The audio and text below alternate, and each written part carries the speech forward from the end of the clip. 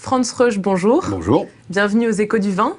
Vous êtes l'un des fondateurs de Bibovino, une marque lancée fin 2013 et qui propose des vins de vignerons de qualité en cubi, aussi appelé bag-in-box ou bib. Oui. Alors expliquez-nous ce que ce type de conditionnement apporte par rapport à la bouteille classique. Alors c'est un conditionnement qui existe déjà depuis de nombreuses années, depuis au moins 25 ans. Donc nous on l'a pas inventé, ce qu'on a inventé c'est qu'on met du bon vin dedans. Les avantages, il y en a au moins 4 par grande famille, on va dire c'est davantage rationnel. D'abord c'est pratique, c'est plus écologique, c'est plus techniquement il y a des avantages de conservation et c'est plus économique. Pratique, tout le monde le voit, c'est facile, c'est une forme facile à transporter, c'est plus léger, ça se stocke facilement. Bon, donc il y a un avantage évident, rien qu'à voir la forme. L'avantage technique, il est moins connu et il est très important parce qu'un bib back-in-box, donc ça veut dire sac dans une boîte, donc c'est une poche qui se rétracte au fur et à mesure qu'on tire le vin. Le vin n'est pas en contact avec l'oxygène parce que c'est une poche sous vide et donc le vin se conserve beaucoup plus longtemps que ne se conserve dans une bouteille. Combien de temps ? On va parler en semaines au lieu de parler en jours, c'est-à-dire une bouteille, ça va se garder une fois ouvert 2-3 jours. Là, on va dire 2-3 semaines minimum, voire 2-3 mois pour les vins rouges un peu tanniques, les tanins étant des antioxydants.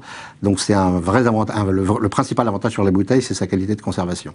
C'est plus écologique parce que du verre, c'est très pénalisant pour le bilan carbone, c'est lourd, il faut faire fondre du sable à 1800 degrés. Donc on a un bilan carbone, je crois, qui est divisé par 10 entre le bag-in-box et la bouteille. C'est du carton et une poche plastique. Et le prix de vente, alors comme il n'y a pas les coûts de mise en bouteille, c'est moins 25 à moins 30%. Et en effet, économique, parce que ça remplace l'équivalent de 4 bouteilles, c'est 3 litres.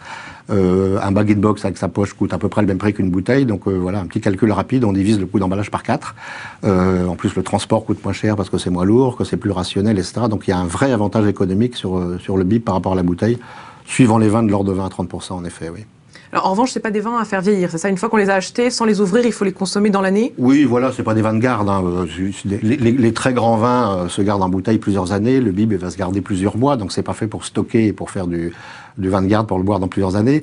Néanmoins, ça a une durée de conservation relativement longue une fois que avant que ça soit ouvert. Donc oui, plusieurs mois. Donc achetez-le cette année, buvez-le dans l'année. Dans l'année. Alors vous proposez en tout aujourd'hui 25 références de bib de 3 et 5 litres avec des prix allant de 20 à 45 euros. Absolument. Ouais. Des rouges, des blancs, des rosés. Comment est-ce que vous sélectionnez vos vins? Alors, c'est pas moi qui les sélectionne. On a fait appel à un grand professionnel du vin qui s'appelle Bruno Queignoux, qui est assez connu dans le métier pour avoir dirigé pendant longtemps la cave Lafayette Gourmet. Il a été un des premiers à défendre les vignerons bio à grande échelle. Donc c'est quelqu'un qui jouit d'un grand respect dans la profession, ce qui nous a permis de décider des vignerons un peu stars, comme Jean-Paul Brun en Beaujolais ou d'autres, à mettre leur vin dans ces drôles de boîtes violettes. Et surtout, c'est pour nous une garantie que les vins sont d'une qualité absolument exceptionnelle, et j'insiste, exceptionnelle par rapport à ce qui se trouve en bib aujourd'hui, parce que ce monsieur, Bruno Queignoux, qu'on appelle notre gourou, est quelqu'un qui est très exigeant, qui connaît parfaitement la viticulture française. Il y a des caractéristiques un petit peu derrière ces vins bio? Oui, ou alors, voilà, ça a été un des premiers, encore une fois, à croire dans le bio en France. On n'est pas des ayatollahs du bio au sens où on a des vignerons qui sont pas bio. Le minimum qui est demandé à nos vignerons, c'est que c'est de la culture raisonnée, c'est-à-dire pas de chimie dans le sol. On fait profession en France de faire des vins de terroir, donc si on tue son terroir avec des produits chimiques, on n'a pas tout à fait bien compris son métier. C'est ce qu'on pense. Et le bio se développe beaucoup dans la viticulture. Et puis surtout, c'est des vignerons qui ont des méthodes de vinification traditionnelles. Nous prônons avec Bruno Queignoux le retour aux bonnes vieilles méthodes de vinification. Le vin, ça a 6000 ans. La révolution technologique du vin, ça a moins de 50 ans. Donc nous, on préfère les vins qui sont faits comme ils étaient faits il y a 100 ans. Avec un packaging quand même assez moderne. Absolument. Donc très traditionnel dans la façon de faire le vin, très moderne dans la façon de le conditionner. Et alors quel est le profil de vos consommateurs? Les profils de consommateurs, c'est assez difficile de répondre à la question parce qu'en fait, on est assez large. Ça va de la personne âgée qui est toute seule et qui veut pas boire plus d'un verre par jour et pour qui la bouteille, c'est pas très pratique parce que ça se garde pas. Et ça va aussi à l'autre bout, à des jeunes qui font la fête et qui prennent 10 bibs pour une soirée ou des consommateurs réguliers de vin qui aiment bien avoir plusieurs vins chez eux, un blanc, un rouge, un rosé, toujours ouvert, un peu comme si on avait un bar à vin à la maison. Et là, on retrouve la qualité de conservation qui fait que ça a un vrai intérêt par rapport à la bouteille. C'est difficile, si on n'est pas un buveur régulier, d'avoir 3-4 vins ouverts chez soi en permanence. Avec le bib, ça permet de le faire. Alors ce type de conditionnement, le cubi, qui représente quand même 37% du marché du vin en France, est souvent associé quand même à des vins de mauvaise qualité. Est-ce que vous sentez des réticences et qu'est-ce que vous faites pour changer justement les perceptions là-dessus? Alors oui, évidemment, il y a des réticences parce que historiquement, c'était quand même un conditionnement qui était utilisé pour des vins, on va dire, de qualité industrielle, pour être gentil. Et donc, c'est associé, en effet, à des vins de qualité médiocre. La réponse, elle est simple. Elle est d'abord sur le packaging, enfin, sur le marketing, on va dire, mais c'est pas ça qui est important. On essaie de faire quelque chose qui soit joli, qui soit valorisant. Ce qui compte vraiment, c'est la dégustation. C'est-à-dire que dans nos boutiques, chez Bibovino, la première chose qu'on demande à un client, c'est qu'est-ce que vous voulez goûter. Donc, le client passe par l'expérience du produit, et dans ce cas-là, il attache beaucoup moins d'importance au packaging, et simplement, c'est parce que c'est bon, quoi. Et donc, quand il goûte, eh ben, il dit, ouais, c'est bon.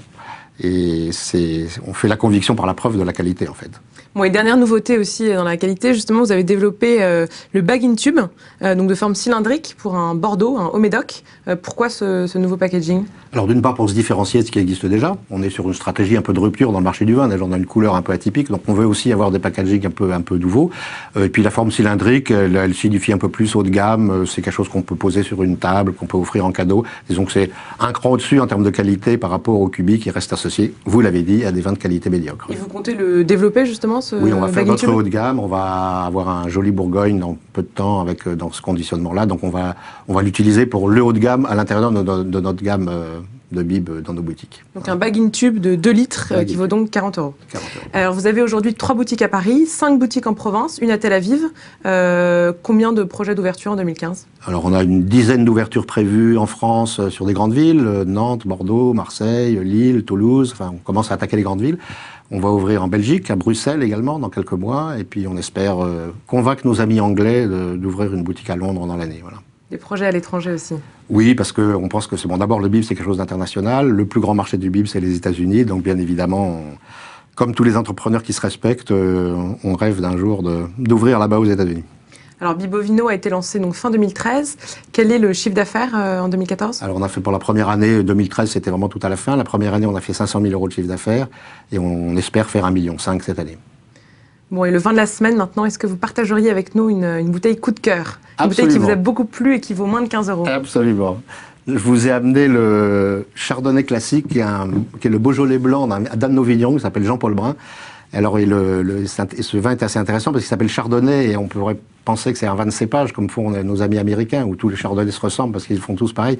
En fait, c'est un vin de terroir, c'est vraiment une superbe expression d'un terroir qui sont les terroirs du sud du Beaujolais, la région des Pierres Dorées. Une région magnifique, il y a des terroirs calcaires, et ce vin-là vaut 12,50 € chez un caviste. On le vend, nous, 40 € en Bible et l'équivalent de 4 bouteilles. Voilà. Franz Reusch, merci beaucoup.